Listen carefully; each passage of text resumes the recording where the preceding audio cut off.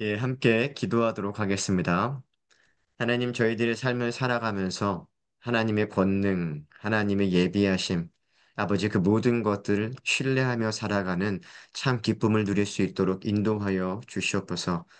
그렇게 이 땅에서 주어진 일들에 일희 일비하지 않고 한결같은 하나님의 권능과 그 사랑 안에 잠겨서 내가 세상은 알 수 없는 이 놀라운 하나님의 자유와 평안함이 우리 안에 늘상 머무를 수 있도록 인도하여 주옵소서.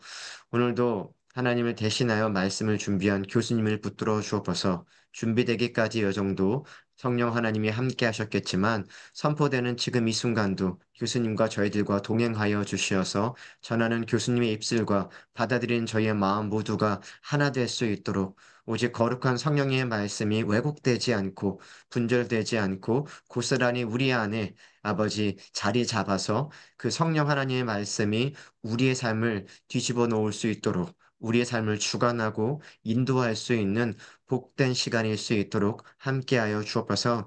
이 시간 함께하는 우리 하심의 지체들이나 이 영상을 통하여 하나님의 말씀을 듣고 예배하게 될 지체들 모두에게 동일한 하나님의 심정이 가득하길 소원하며 이 모든 말씀 예수 그리스도의 이름으로 기도드립니다.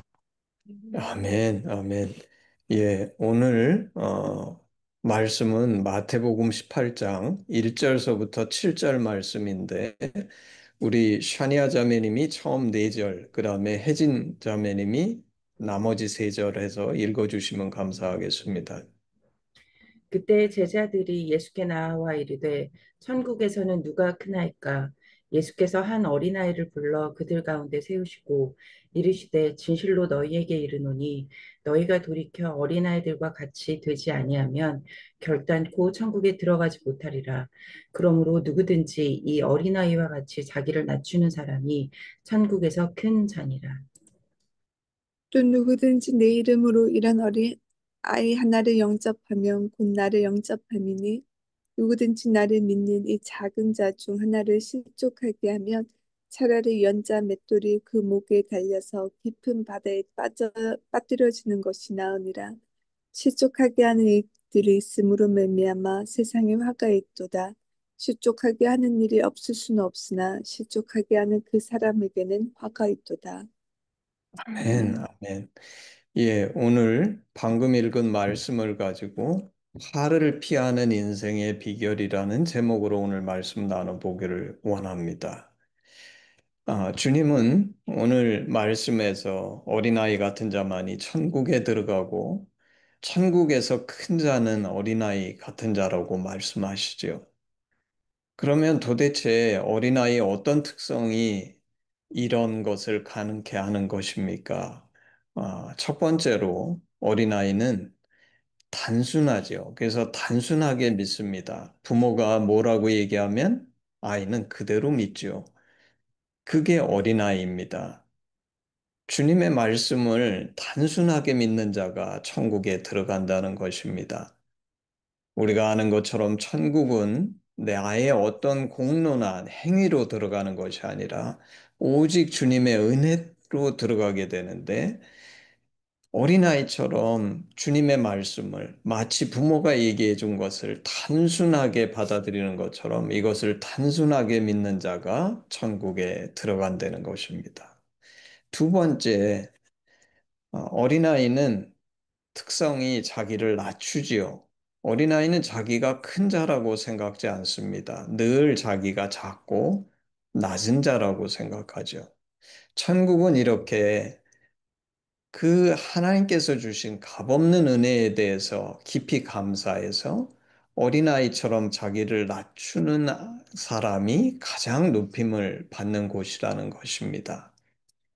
그런데 우리는 이 말씀을 받으면서 보통 어떻게 생각하냐면, 내가 죽으면 어린아이처럼 주님이 하신 약속, 내가 예수 안에서 거듭나서 예수 믿으면 천국에 들어간다는 이것을 믿는 자는 천국에 들어갈 테이고, 그리고 그 들어가서도 내가 낮은 자로서 어린아이 같은 자세를 유지하면 천국에서 큰 자가 될 수 있을 거다.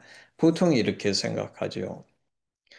이 말도 사실 맞는 말입니다. 천국에 들어가려면 어린아이 같아야 되고, 천국에서 큰 자는 어린아이 같은 자라는 것이죠.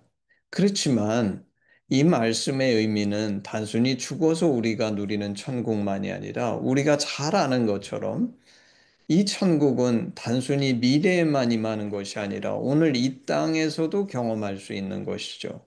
그래서 오늘의 삶 속에서도 이 천국은 그리고 이 말씀은 적용이 됩니다. 누가 오늘의 천국을 경험하는가? 단순히 죽어서 누리는 천국만이 아니라 오늘 이 천국을 경험하는 사람은 어떤 사람이라는 것입니까? 어린아이 같은 믿음을 가진 사람이라는 것입니다. 주님이 나를 너무도 사랑하셔서 나는 부족하지만 어린아이가 부족하죠. 마치 부모가 아이를 무조건 사랑하듯이 하나님께서 나를 무조건 사랑하신다는 이 단순한 믿음을 가진 사람이 오늘 이 땅을 살면서도 천국을 누린다는 것입니다.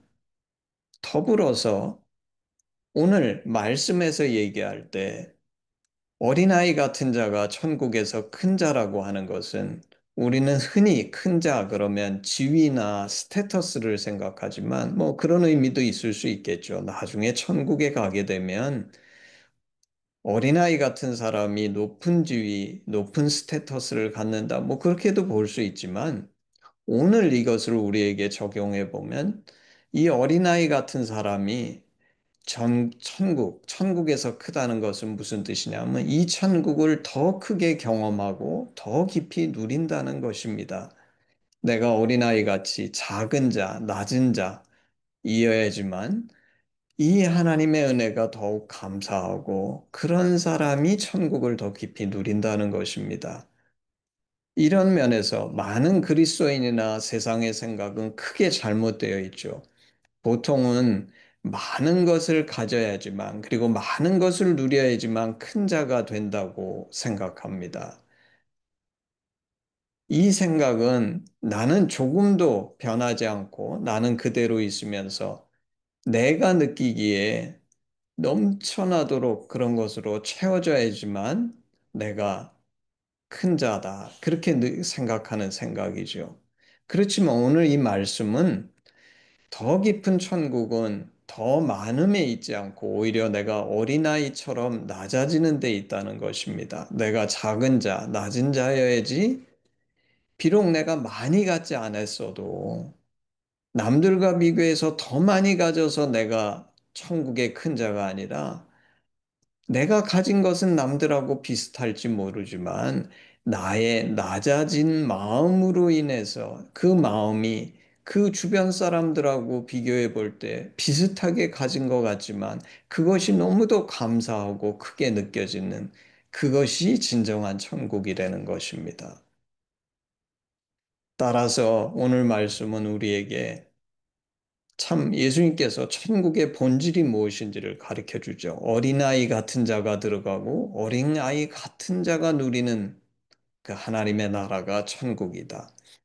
그런데 오늘 말씀 뒷부분에 실족하게 하는 그 사람에게는 화가 있도다. 이런 말씀이 있죠.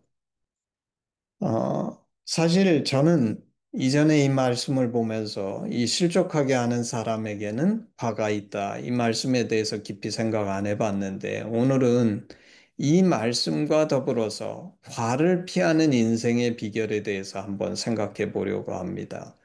우리가 인생을 살면 복을 많이 누리는 인생을 살기를 원하죠.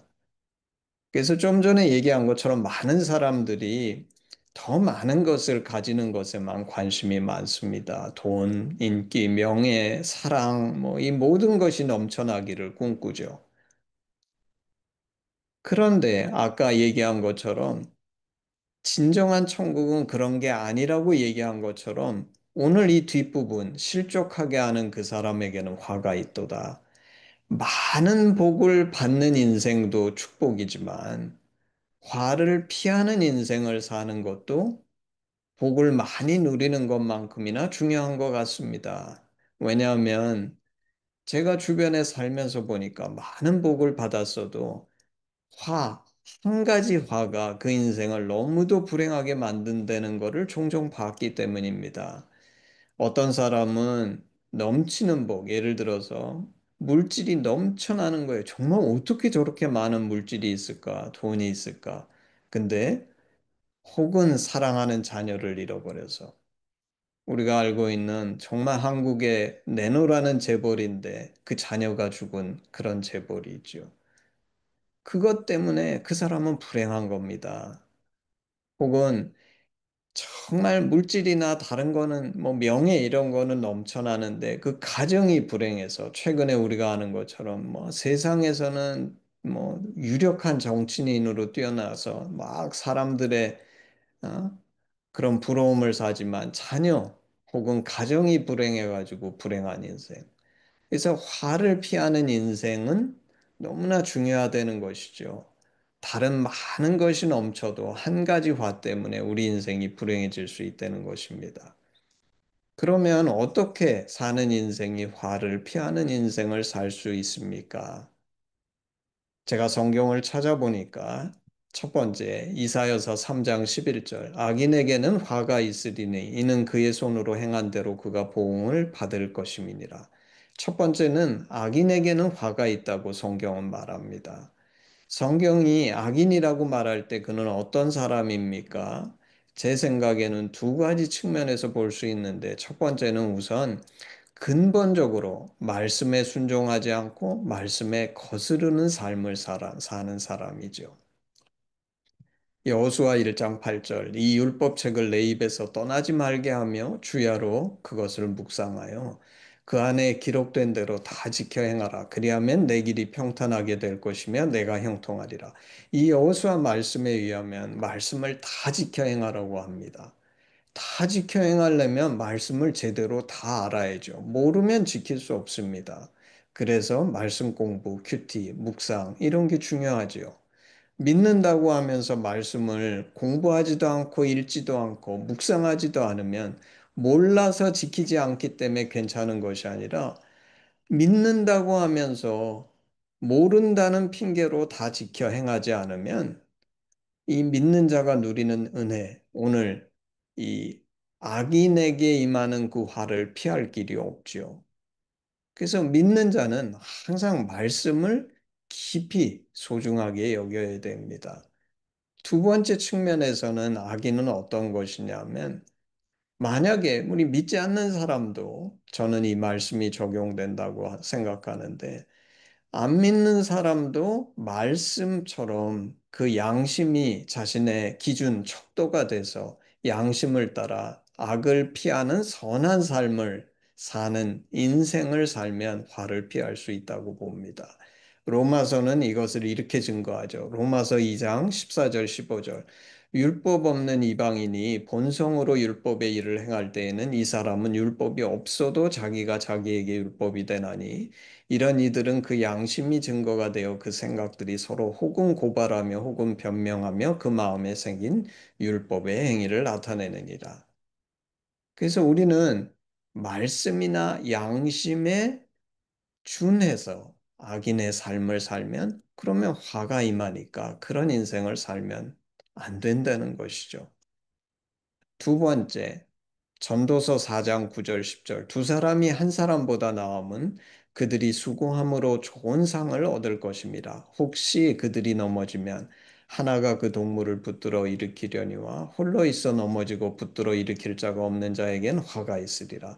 두 번째 우리가 이 화를 피하는 비결은 뭐냐면 인생이 연약해서 누구나 넘어질 수 있다는 것입니다. 그래서 홀로 사는 인생은 넘어져서 일으킬 자가 없게 되면 큰 화가 될 수 있다고 전도서는 가르쳐 주죠. 그래서 우리는 부부나 가족이 중요하다고 말할 수 있습니다. 그렇지만 혹시 부부가 아니더라도 또 가족도 나이가 들면 점점 형제 자매도 가까이 있기 어렵고 부모도 떠나가고 그럴 경우에는 함께 할 공동체가 있다 그러면 그래서 넘어져도 서로를 돌볼 수 있는 공동체가 있다면 화를 피하는 인생을 살 수 있겠죠. 따라서 내 주변에 내가 혼자가 아니라 제가 들은 말 중에는 마귀가 하는 가장 중요한 일은 사람을 고립시키는 것이다. 이런 말이 있는데 나를 돌봐줄 공동체가 있다면 우리는 화를 피할 수 있을 것입니다. 세 번째, 전도서 10장 16절. 왕은 어리고 대신들은 아침부터 잔치하는 나라요 내게 화가 있도다. 세 번째는 나라의 지도자나 내가 속한 기관의 지도자가 잘못되면 화가 있다고 했습니다. 사실 요새 우리는 이거 뼈저리게 느끼고 있죠. 이런 일이 정말 많은 것 같습니다. 단순히 우리나라의 지도자만이 아니라 다른 나라의 지도자 때문에로도 우리는 화가 있는 것을 종종 봅니다. 그래서 그러면 내가 그 지도자가 아니기 때문에 아무것도 할 수 없는 것입니까? 아니죠. 성경은 우리에게 나라나 내가 속한 기관의 지도자를 위해 기도하라고 했습니다. 바른 사람이 선출될 수 있도록, 바른 사람이 그 지도자가 될 수 있도록, 그리고 그 사람이 바른 결정을 내릴 수 있도록 우리는 기도해야 할 것입니다. 사실 제가 나이가 들기 전까지는 야, 이 지도자, 내가 속한 곳의 지도자가 이런 잘못된 어리거나 그런 잘못된 지도자가 얼마나 큰 문제인지에 대해서 잘 몰랐는데 요새는 저는 기도할 때 이 문제를 마음에 품고 기도하는 것 같습니다. 사실 인생을 살아보면 경험을 통해서 지금까지 제가 다룬 세 가지, 악인이 되지 말고 내 주변에 함께할 사람이 있고 바른 지도자를 갖고 있으면 화를 피하는 인생을 살 수 있다는 것을 깊이 깨닫게 되지요. 그리고 이렇게 살면 충분히 화를 피하는 인생이 되리라고 경험적으로는 우리가 그렇게 생각할 수도 있을 것 같은데, 근데 사실 오늘 본문은 우리가 미처 생각하지 못한 그리고 종종 간과해서 화를 자초하는 삶의 또 다른 한 가지 혹은 어쩌면 마지막 중요한 화를 피하는 인생의 비결을 가르쳐 주죠. 마태복음 오늘 5절서부터 7절. 누구든지 내 이름으로 이런 어린아이 하나를 영접하면 곧 나를 영접함이니 누구든지 나를 믿는 이 작은 자 중 하나를 실족하게 하면 차라리 연자맷돌이 그 목에 달려서 깊은 바다에 빠지는 것이 나으니라. 실족하게 하는 일들이 있으므로 말미암아 세상에 화가 있도다. 실족하게 하는 일이 없을 수는 없으나 실족하게 하는 그 사람에게는 화가 있도다. 오늘 말씀은 우리가 작은 자를 실족해 하는 일을 조심해야 한다는 것입니다. 깊이 배려해서 아무리 작은 자, 한 사람, 그 소인이라도 실족해 하는 일이 있어서는 안 된다는 것이죠. 교회에서나 직장에서나 혹은 저 같은 경우는 저의 직장이 학교죠. 작은 자가 누굽니까? 학생일 수 있어요. 심지어 나의 제자도 실족해 하면 안 된다는 것입니다. 그리고 이 말씀이 중요한 이유는 무엇입니까? 우리는 큰 자 앞에서는 조심하지만 작은 자 앞에서는 방심하기 때문이죠. 그런데 오늘 주님은 실족하게 하는 그 사람에게 화가 있다고 말씀하십니다. 성숙한 신앙은 섬세하고 겸손해서 지극히 작은 자 하나도 실족치 않게 하는 것입니다. 돌이켜보면 저도 주님께서 제 인생의 긴 시간을 통해서 이 훈련을 시켜오신 것 같습니다. 성경을 보더라도 많은 경우에 높은 사람들이 지극히 작은 자 하나 때문에 하나를 실족해 해서 큰 화나를 당하는 것을 우리가 볼 수 있고 또 우리 인생 가운데에서도 이런 일을 종종 보지요. 사실 다윗의 밧세바 이야기는 밧세바는 지극히 이스라엘 여인 중에 하나니까 아무것도 아닌 여인이죠, 사실. 또 나발이 자기는 돈 많고 걱정 없고 모든 게 풍족한 사람인데 다윗의 종들이 찾아왔을 때 무시하고 멸시하고 그렇지만 이 실수 때문에 그는 목숨을 잃을 뻔했습니다. 만약에 우리가 화를 피하는 인생을 살고자 한다면 지극히 작은 자를 실족해 하지 말아야 합니다. 오늘 이 주신 말씀을 반드시 기억해야죠. 마지막으로 마태복음 11장 21절 화 있을진저 고라시나 화 있을진저 벳세다야 너희에게 행한 모든 권능을 두로와 시돈에서 행하였다면 그들이 벌써 베옷을 입고 죄에 앉아 회개하였으리라. 이 말씀은 주님이 고라신하고 벳세다에게 하신 말씀이죠. 왜 이 말씀을 하셨습니까? 주님이 너무나 많은 은혜를 벳세다하고 고라신에서 베풀었지만 아무도 그곳의 사람들이 이 주님의 은혜를 은혜로 받지 않았기 때문에 그런 곳에 화가 있다는 것입니다. 근데 이것은 정말 중요한 영적인 진리인 것 같습니다. 하나님의 은혜를 은혜로 받지 않는 사람에게는 화가 있다는 것입니다. 이거는 근본적인 진리죠. 오늘 이 얘기는 단순히 벳세다 고라신에 대한 이야기일 뿐만이 아니라 사실 이 땅에 있는 오늘 모든 사람들은 하나님의 은혜를 입은 사람들이죠. 하나님이 그에게 생명을 주셔서 이 땅에 보내주셨을 뿐만 아니라 이 땅을 살면서도 자신의 힘만으로 사는 사람은 없습니다. 반드시 내 힘을 지나서 내가 받은 은혜들이 있어요. 그것이 하나님이 베푸신 은혜인데 이 은혜를 은혜로 받지 않는 사람에게는 화가 있다는 것입니다. 이것은 영원히 임하는 화이죠. 그래서 은혜를 은혜로 하는 것은 너무나 중요합니다. 우리 하심에서 가리키는 것처럼 삼팔병자는 예수님의 그 큰 은혜를 입었지만 그것을 은혜를 은혜로 모르기 때문에 더 진정한 복을 누리지 못하고 화 가운데 머물게 된 거죠. 하나님의 은혜를 잊고도 그 은혜를 감사하지 않는 자는 화가 임합니다.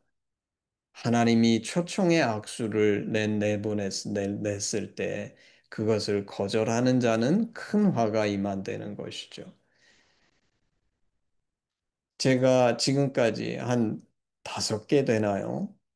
그런 내용, 어떻게 하면 우리가 화를 면하는 인생을 살 것인가 나눴는데 이것이 모두 다인지 사실 잘 모르겠습니다. 제가 그냥 성경에 화가 임하는 케이스들 그를 보면서 오늘 말씀을 준비했는데 근데 사실 근본으로 돌아가면 오늘 본문의 말씀이 지적하는 것처럼 실족해 하는 일이 없을 수는 없다는 겁니다. 그러면 어떻게 이런 화를 면할 수 있습니까? 제 생각에는 가장 중요한 것은 바로 오늘 말씀에 있는 어린 아이가 되는 것이 아닐까 싶습니다. 어린 아이는 실수해도 아버지가 알아서 문제를 다 해결해 주죠. 그게 천국을 사는 비결이라는 겁니다.